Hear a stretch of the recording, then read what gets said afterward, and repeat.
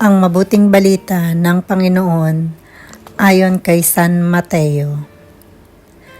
Noong panahong iyon, sinabi ni Jesus sa kanyang mga apostol, "Huwag ninyong isiping naparito ako upang magdala ng kapayapaan sa lupa. Naparito ako upang magdala ng tabak, hindi kapayapaan. Sapagkat naparito ako upang paglabanin ng anak na lalaki at ang kanyang ama, ang anak na babae at ang kanyang ina, ang manugang na babae at ang kanyang biyanang babae, at ang kaaway ng isang tao'y ang kanya na ring kasambahay. Ang umiibig sa ama o sa ina ng higit sa akin ay hindi karapat-dapat sa akin.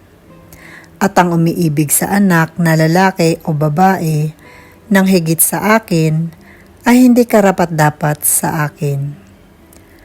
Ang hindi nagpapasan ng kanyang krus at sumusunod sa akin ay hindi karapat-dapat sa akin.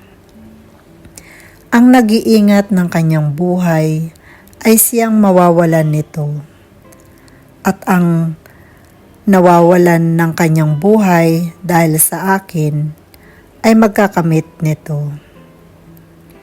Ang tumatanggap sa inyo ay tumatanggap sa akin, at ang tumatanggap sa akin ay tumatanggap sa nagsugo sa akin.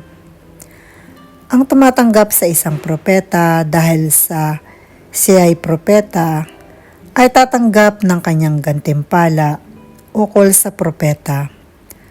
At ang tumatanggap sa isang taong matuwid, dahil sa siya'y matuwid, ay tatanggap ng gantimpalang nauukol sa taong matuwid.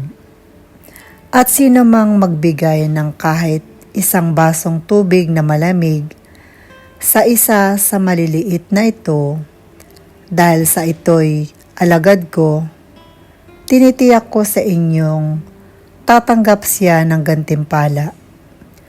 Matapos tagubilinan ang 12 alagad, umalis si Jesus upang magturo at mangaral sa mga bayang malapit doon.